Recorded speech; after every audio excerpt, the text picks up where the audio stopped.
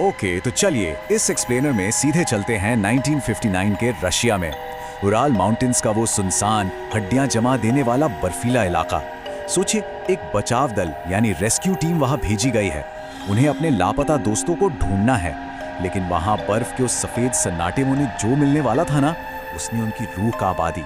ये बस एक साधारण पहाड़ी सफर की कहानी नहीं है, ये एक ऐसी घटना है जिसने एक ऐसा राज छोड़ दिया जो आज तक अनसुलझा है। ये बिल्कुल सच है। 9 अनुभवी हाइकर्स, जिन्हें पहाड़ों और वहां के मौसम की बहुत गहरी समझ थी, वो अचानक गायब हो जाते हैं। और जब वो रेस्क्यू टीम आखिरकार वहां पहुंचती है, तो उन्हें जो मंजर दिखता है वो किसी बुरे सपने से कम नहीं था। एक ऐसी खोज जिसने एक सिंपल सर्च ऑपरेशन को सीधा दुनिया के सबसे डरावने रहस्य में बदल कर रख दिया। इस टाइमलाइन को देखिए। जनवरी 1959, इगोर युद्यातलोव के नेतृत्व में ये जवान हाइकर्स अपना खतरनाक सफर शुरू करते हैं। सब बढ़िया चल रहा था, लेकिन कुछ ही दिनों बाद अचानक सारा संपर्क टूट जाता है। कोई कम्युनिकेशन नहीं। हफ्तों गुजर गए, परिवार वालों की घबराहट बढ़ती गई और फिर आखिरकार बचाव दल को भेजा जाता है। अब उस रेस्क्यू टीम की माइनस स्थिति सोचिए। माइनस तापमान, भयानक बर्फीला तूफान और उसके बीच अपनी जान जोखिम में डालकर अपने लोगों को ढूंढने निकलना, काफी स्कैरी सिचुएशन थी। पहला पड़ाव, द बैफलिंग कैंप, एक अजीब और हैरान कर देने वाला कैंप। अब इसमें सबसे हैरान करने वाली बात यह है कि टेंट बाहर से किसी जानवर या तूफान ने नहीं फाड़ा था। जब उन रेस्क्यूअर्स ने बर्फ में उस अकेले टेंट को ध्यान से देखा, तो उन्हें समझ आया कि उसे अंदर से काटा गया था, मतलब लिटरली अंदर से।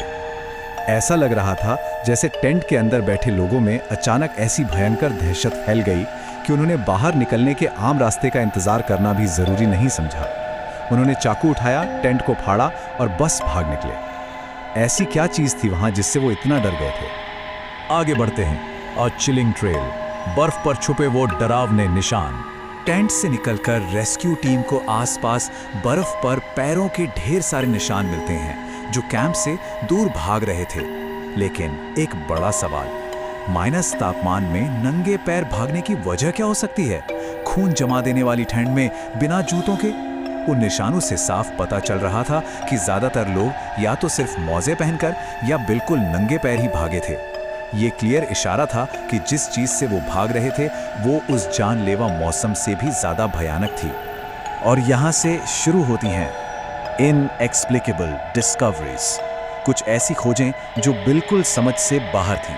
उन निशानों का पीछा करते हुए कैंप से काफी दूर जब बचाव दल ने आखिरकार पहली लाशें ढूंढी, तो वहां एक बहुत अजीब विरोधाभास मिला।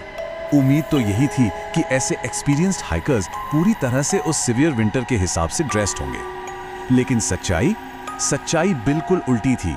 वो आधे कपड़ों में थे और सबसे डरावनी बात, उनके चेहरों पर जमा हुआ खौफ, प्योर हॉरर। मौत के आखिरी पलों में उन्होंने कुछ ऐसा देखा था जिसका डर उनके मरने के बाद भी उनके चेहरों पर छपा रह गया। और बात सिर्फ हाइपोथर्मिया या ठंड से जमने की नहीं थी। सर्च पार्टी ने जब बाकी बॉडीज ढूंढी तो ऐसी भयानक चोटें सामने आईं जिन्होंने सबको सुन कर दिया।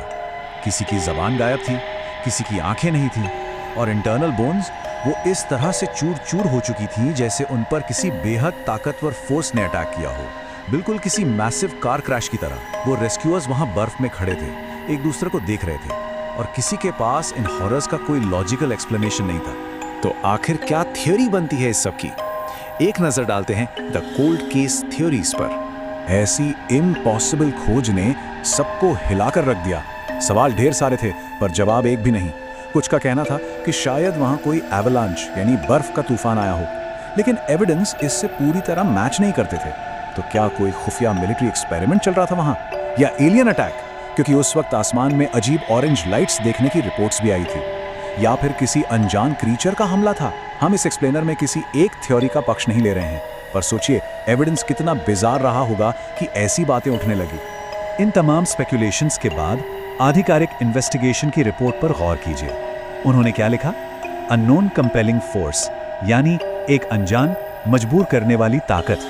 बस जब गवर्नमेंट और सबसे बड़ी अथॉरिटीज के पास भी घटना को समझाने के लिए सिर्फ यही शब्द बचे हों, तो समझ लीजिए कि सच कितना अंधेरा रहा होगा। वो रेस्क्यू टीम जो जवाबों की तलाश में वहां गई थी, वो सिर्फ एक ऐसे खौफ के साथ वापस आई जिसे कभी एक्सप्लेन ही नहीं किया जा सका। दशकों बाद आज भी रशिया के वो पहाड़ वैसे ही खामोश खड़े हैं, लेकिन कहते हैं ना, जब वहां तेज हवा चलती है तो उसकी आवाज में चीखें सुनाई देती हैं। डियाटलाव पास का वो सुनसान इलाका आज भी अपनी उस दर्दनाक रात की लेगेसी को अपने अंदर समेटे हुए है। वहां वक्त जैसे हमेशा के लिए रुक गया है। तो इन सबूतों और रेस्क्यू टीम की उस हॉरिफाइंग डिस्कवरी को देखने के बाद एक आखिरी सवाल वहीं का वहीं रह जाता है। क्या वो सिर्फ एक एवलांच था या फिर सच में कुछ और? एक ऐसी मिस्ट्री जो जहन से नहीं निकलती। इन फैक्ट्स को देखना सच में रोंगटे खड़े कर देता है। एक ऐसी सच्ची कहानी जिसका आखिरी पन्ना आज भी खाली है।